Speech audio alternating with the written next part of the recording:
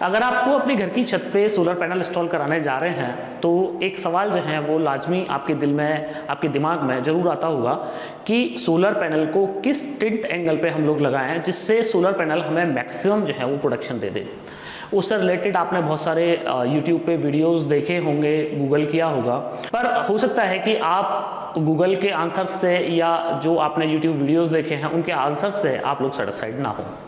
तो फ्रेंड्स, आज इस वीडियो में मैं आप लोगों को बताने वाला हूं कि अगर आप अपने घर की छत पे सोलर पैनल लगाने जा रहे हैं या आपने पहले से सोलर पैनल अपने घर की छत पे लगा रखे हैं और उसका मैक्सिमम प्रोडक्शन आपको नहीं मिल रहा है, तो इस वीडियो में आपको इन दोनों सवालों के आंसर आप लोगों को मिल जाएंगे। इस वीडियो में मैं आपको बताने वाला हूं कि सोलर पैनल को आपको किस तरह से, कितने एंगल, कितने लैटिट्यूड, कितने लॉन्गिट्यूड पे आप लोगों को लगाना चाहिए जिससे पैनल से आप लोगों को मैक्सिमम प्रोडक्शन मिल जाए। तो फ्रेंड्स, मैं हूं दीपक चौधरी और आप लोगों से रिक्वेस्ट कि आप लोगों को मेरा वीडियो पसंद आए तो वीडियो को लाइक और शेयर जरूर कीजिएगा, और अभी तक भी आपने हमारा चैनल सब्सक्राइब नहीं किया है तो कृपया चैनल को भी आप सब्सक्राइब करें। तो फ्रेंड्स, जब हम सोलर पैनल लगाने की बात करते हैं अपने घर की छत पे, तो हम लोग क्या है कि मोस्ट ऑफ द जो हमारे कस्टमर्स हैं या जो लोग हैं, तो वो क्या करते हैं कि भाई जो फैब्रिकेटर है, फैब्रिकेटर को दे दिया कि भाई हमारे घर की छत पे पैनल लगा दो। अब दो तरह का जो स्ट्रक्चर है वो पैनल में बनता है। एक तो होता है जीआई स्ट्रक्चर।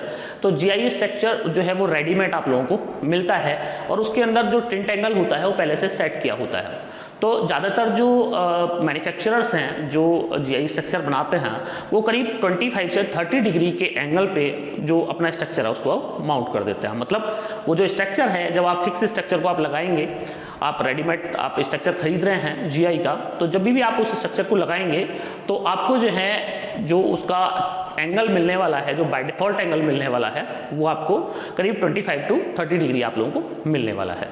दूसरा एमएस का जो स्ट्रक्चर होता है, जो हम लोग अपनी घर की छत पे खुद से वेल्डिंग कराते हैं और खुद से लगवाते हैं, तो एमएस के स्ट्रक्चर के साथ में जो फैब्रिकेटर होते हैं या तो वो उनको खुद से पता होता है तो वो खुद करीब 25 टू 30 डिग्री पे लगा देते हैं। बाकी कुछ लोग ऐसे हैं कि बिल्कुल 45 पे लगा दिया, कुछ लोग ऐसे भी हैं कि जो 15 टू 20 डिग्री के एंगल पे लगा देते हैं। तो एक्चुअली सही नॉलेज ना होने की वजह से ये जो टिल्ट एंगल है ये गड़बड़ होता रहता है, अक्सर गड़बड़ होता रहता है। तो फ्रेंड्स, सबसे पहले समझने की बात यह है कि इस टिल्ट एंगल की हम लोगों को जरूरत क्या पड़ती है और हम लोगों को क्यों एक सबसे अच्छे टिल्ट एंगल पे हम लोगों को अपना जो सिस्टम है, जो सोलर पैनल है, उसको इंस्टॉल करना चाहिए। तो टिल्ट एंगल की जरूरत इसलिए पड़ती है क्योंकि जो हमारा सोलर पैनल है, जैसे कि आप लोग जानते हैं कि ये फोटोवोल्टिक जो हमारी यूवी रेज हैं उनसे काम करता है। जो हमारी फोटोवोल्टिक एनर्जी है उसको इलेक्ट्रिक एनर्जी में कन्वर्ट करके हम लोगों को देता है। तो इसका जो सीधा सा प्रिंसिपल ये है कि जितने नंबर ऑफ फोटॉन्स पैनल के ऊपर जाके गिरेंगे, मैक्सिमम जितने नंबर ऑफ फोटॉन्स जाके गिरेंगे, उतना हम लोगों को ज़्यादा प्रोडक्शन मिल जाएगा। तो जो बेसिक फार्मूला है वो कि जो हमारा सन है और जो हमारा पैनल है उनके बीच में 90 डिग्री का एंगल अगर है दोनों के बीच में, तो उस टाइम जो हमारा पैनल है वो हम लोगों को मैक्सिमम परफॉर्मेंस करके देता है। अब इसके अंदर जो है वो दो चीज़ें हैं इसके अंदर भी कि भाई अब 90 डिग्री का एंगल है तो जो फिक्स स्ट्रक्चर लगता है उस पर तो 90 डिग्री का एंगल जो है वो पॉसिबल है नहीं। तो बाकी एक दूसरा भी आप लोगों ने देखा होगा, अक्सर आप लोगों ने वीडियोस में भी देखा होगा, यूट्यूब पे देखा होगा कि एक दूसरी तरह टाइप का स्ट्रक्चर होता है, वो जैसे जैसे सन मूव करेगा वैसे वैसे स्ट्रक्चर जो है वो ऑटोमेटिकली मूव करता रहता है। अब ये जो मूवेबल स्ट्रक्चर है, अब इसको इंडिया में बहुत ज़्यादा अप्लाइड आप लोगों ने नहीं देखा होगा, बहुत ज़्यादा अप्लाइड करते हुए। तो उसके पीछे जो दो वजह है, एक साइंटिफिक वजह तो ये है कि जो स्ट्रक्चर हम लोगों ने, जो मूवेबल स्ट्रक्चर हम लोगों ने बनाया, तो उस स्ट्रक्चर को मूव कराने के लिए हमें किसी एडिशनल करंट की जरूरत पड़ने वाली है। मतलब कोई मोटर जो है वो हम लोगों को वहाँ पे लगानी पड़ती है। तो अब जो मोटर है, मोटर को भी तो करंट चाहिए। तो क्या है कि जो हमारे पैनल से हमारा एक्स्ट्रा प्रोडक्शन हुआ उतना या उससे थोड़ा कम प्रोडक्शन जो है वो हमारी जो मोटर है, जिस मोटर से हम अपने जो स्ट्रक्चर है उसको घुमा रहे हैं, उस स्ट्रक्चर को घुमा रहे हैं कि वो सन के जो है वो मैक्सिमम परपेंडिकुलर रहे। अब ये जो मोटर है हमारी, ये मोटर जो है वो पावर कंजप्शंस इसके होंगे और इस मोटर को पावर की जरूरत पड़ेगी। तो माना कि हमारा जो सिस्टम है पैनल का, माना उससे 10 से 15% हम लोगों को एक्स्ट्रा जनरेशन मिल गया, पर उसमें से पता चला कि 7 से 8% जो है वो जनरेशन हमारा मोटर चलाने में ही वेस्ट हो गया, क्योंकि आप ये समझिए कि पूरा कोई स्ट्रक्चर मूव कराना है तो उसके अंदर हैवी मोटर लगेगी, पूरा स्ट्रक्चर मूव होना है, कंटिन्यूस मोटर चलनी है, तो पावर कंजप्शन तो वहाँ भी होंगे। तो जितना हम लोगों ने एक्स्ट्रा जनरेशन हम लोगों को मिला उतना हमें मोटर चलाने में घुमा दिया। दूसरा तरीका एक ये है कि हम लोग मैनुअली जो है वो स्ट्रक्चर को हम लोग कर लेते हैं। कुछ लोग इस तरह डिजाइन करते हैं स्ट्रक्चर को कि वो मैनुअली होता है। वो साल में 2 तरीके से होता है स्ट्रक्चर, कि भाई सर्दियों के टाइम पे वो पर्टिकुलर इस एंगल पे और गर्मियों के टाइम पे वो इस एंगल पे, अलग अलग एंगल पे लोग बनाते हैं। अब ये वाला जो स्ट्रक्चर है ये ठीक है, पर ये उन लोगों के लिए ठीक है जिनका मतलब 2-4 किलोवाट 5 किलोवाट तक का है, जिन लोगों के पास में पैनल है। जिन लोगों के पास में ज़्यादा है 10, 15, 20 किलोवाट या 50 किलोवाट 100 किलोवाट उन लोगों को लगवाना है, तो वहाँ पे इस तरह का स्ट्रक्चर जो है वो डिजाइन करना वो बहुत टेढ़ी खीर साबित होती है। तो ये जो मैनुअल जो स्ट्रक्चर है जिसको मैं आप लोगों को बता कि जो उसका मेन एंगल होता है, एंगल में थोड़ी थोड़ी दूरी पे उसमें जो है वो छेद कर दिए जाते हैं और आप अपने स्ट्रक्चर को वो छेद में फंसा सकते हैं। तो ये जो है ये फार्मूला थोड़ा सा कॉस्टली तो पड़ता है, स्ट्रक्चर थोड़ा कॉस्टली पड़ेगा आप लोगों को, पर डेफिनेटली आप लोगों को इससे ज़्यादा जनरेशन आप लोगों को मिल जाएगा। तो ये हो गई बात 2 तरह का स्ट्रक्चर कि आप लोगों को कौन सा मतलब आप लगवाएं अगर आपको अपना मैक्सिमम टिंट एंगल करना है। अब तीसरे तरह का जो फिक्स स्ट्रक्चर लगता है, आप देखते हैं कि मैक्सिमम जो जगह है वो फिक्स स्ट्रक्चर हम लोग लगाते हैं। तो फिक्स स्ट्रक्चर में थोड़ा सा एडवांटेज ये होता है कि आंधी तूफान की वजह से, आंधी तूफान में जो इस तरह के स्ट्रक्चर होते हैं, जो मूवेबल स्ट्रक्चर होते हैं, उनको थोड़ा सा डैमेज होने की संभावनाएं होती हैं। पर जो फिक्स स्ट्रक्चर हम लोगों के होते हैं उसमें जो स्ट्रक्चर है उसके डैमेज होने की संभावनाएं बहुत कम होती हैं। इसलिए मैक्सिमम लोग जो हैं वो फिक्स स्ट्रक्चर पे काम करते हैं।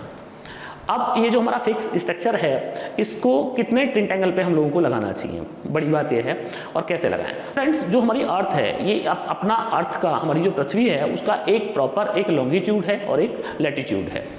तो लॉन्गिट्यूड से तो हम लोगों को बहुत ज़्यादा लेना देना है नहीं, हम लोगों को जो मेन है लेना देना जो है वो हम लोगों को लैटिट्यूड से लेना देना है।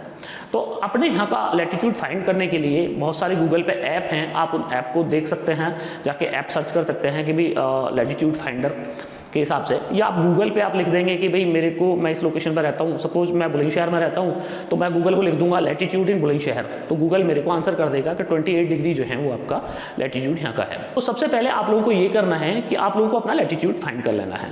तो लैटिट्यूड आप लोगों ने फाइंड कर लिया। अब ये है कि जब हमारे साल में 2 तरह का जो हमारा सीजन होता है वो मैक्सिमम होता है। एक क्या होता है, गर्मियों का सीजन होता है, एक सर्दियों का सीजन होता है। तो गर्मियों के टाइम में क्या होता है, जो हमारा सन है वो जो हमारी अर्थ है उसके बिल्कुल पास में होता है, और जब सर्दियों का टाइम होता है तो सन जो है वो हमारी अर्थ से, पृथ्वी से दूरी पे होता है। तो इसका मतलब ये है कि हम लोगों को अलग अलग एंगल की जरूरत पड़ने वाली है अपने जो पैनल है उसको मैक्सिमम सन के परपेंडिकुलर करने के लिए। तो इसके लिए जो बेसिक फार्मूला है वो ये है, मतलब बहुत सारे लोग अपने अपने फार्मूला बताते हैं, कोई इसके अंदर जो है वो कोई फिक्स फार्मूला नहीं है, पर इसके अलग अलग जो सोलर के एक्सपर्ट्स हैं उन लोगों की अलग अलग जो है वो अपनी थ्योरी है। तो इसमें जो मैक्सिमम लोगों का कहना है, जो मैक्सिमम सोलर एक्सपर्ट्स का कहना है वो ये है, जो आपका लैटिट्यूड है उस लैटिट्यूड में आप 12 to 16 मतलब 12 से लेके 16 आप अंक उसके अंदर अगर आप जोड़ देंगे तो आपका एक परफेक्ट एंगल आप लोगों को मिल जाएगा। जोड़ देंगे मतलब जो हमारे सर्दियों के सीजन में, और घटा देंगे गर्मियों के सीजन में। तो जैसे मैं बुलंदशहर पे बात कर रहा हूँ, तो बुलंदशहर का मेरा क्या है कि बुलंदशहर पे अगर मेरे को मैक्सिमम और इसके अंदर मेरे को करना ये है कि मेरा जो लैटिट्यूड है 28 डिग्री है और इसमें मेरे को 12 to 16 ये डिजिट होती हैं। तो ये आप माना 15 रख सकते हैं, 14 रख सकते हैं, 13 भी रख सकते हैं।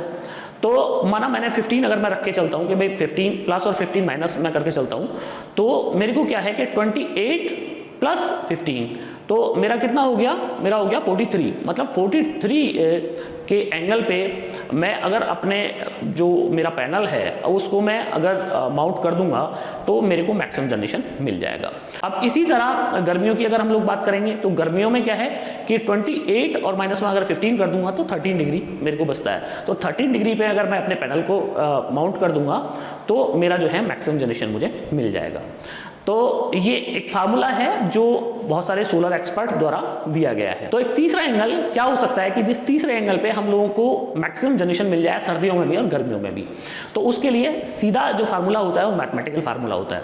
देखिए, अगर हमें किसी भी चीज़ का एवरेज निकालना है तो मैथमेटिक्स क्या कहता है? मैथमेटिक्स कहता है ए और बी का अगर मेरे को एवरेज निकालना है तो a plus B divide by 2 equal to average जो मुझे को चाहिए। तो इसका फार्मूला वही कि a plus B divide by 2, तो बात करेंगे कि 15 जोड़ा और 15 घटाया, तो दैट मीन कि जो आपका एक्चुअल लैटिट्यूड है वो एक्चुअल लैटिट्यूड आ गया। इसका मतलब क्या है? जो भी आपका लैटिट्यूड है उसी लैटिट्यूड पे आप जो है अपने स्ट्रक्चर को आप माउंट करा सकते हैं। तो ये है कि जो मैक्सिमम है सर्दियों के टाइम में या गर्मियों के टाइम में हम लोगों को एक एवरेज जनरेशन जो है हम लोगों को वहाँ पे मिल जाएगा। जैसे कि आपने मेरी पुरानी वीडियोस भी देखी होंगी, तो पुरानी वीडियोस में मेरे बहुत सारे जो YouTube के व्यूअर्स हैं वो मुझसे पूछते रहते थे कि सर हमको कौन सा जो है एंगल रखना चाहिए, कितने डिग्री पे पैनल लगाना चाहिए, साउथ फेस लगाना चाहिए कि कौन सा लगाना चाहिए। तो मैं हमेशा आप लोगों को ये बताता था कि आप जो है अपना जो भी आपका लैटिट्यूड है वो लैटिट्यूड के अकॉर्डिंगली आप लगा सकते हैं। जितना लैटिट्यूड है उतने आप डिग्री का आप एंगल बना लीजिए और अपने स्ट्रक्चर को लगा दीजिए। अब फ्रेंड्स, यहीं पे आप लोगों का एक सवाल और होगा कि जो डायरेक्शन हम लोगों को क्या रखनी चाहिए, भाई क्या डायरेक्शन में हम लोगों को जो है पैनल से मैक्सिमम एफिशिएंसी मिल जाएगी। तो फ्रेंड्स, इसके लिए भी ये जो थ्योरी है जो सोलर के एक्सपर्ट्स बोलते कि अगर हम अपने पैनल को साउथ फेस लगाते हैं तो साउथ फेस लगाने पे हम लोगों को ज़्यादा जो है वो प्रोडक्शन पैनल से मिल जाएगा। उसके पीछे वजह ये है कि जो हमारा जो सन है वो साउथ में मैक्सिमम टाइम तक रहता है। पर ऐसा भी नहीं है कि अगर हमने साउथ फेस नहीं लगाया तो हम लोगों को सोलर से प्रोडक्शन नहीं मिलेगा।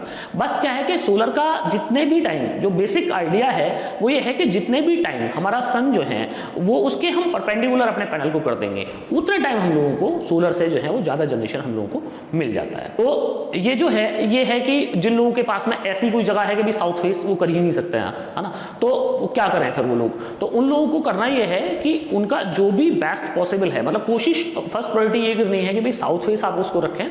और अगर साउथ फेस आप नहीं कर पा रहे हैं तो फिर आप बायफेशियल पैनल ले लें। बायफेशियल पैनल में आप लोगों को ये एडवांटेज मिल जाएगा कि आप लोगों को बहुत ज़्यादा डायरेक्शन की मगजमारी नहीं करनी है, क्योंकि बायफेशियल पैनल दोनों तरफ से काम करते हैं।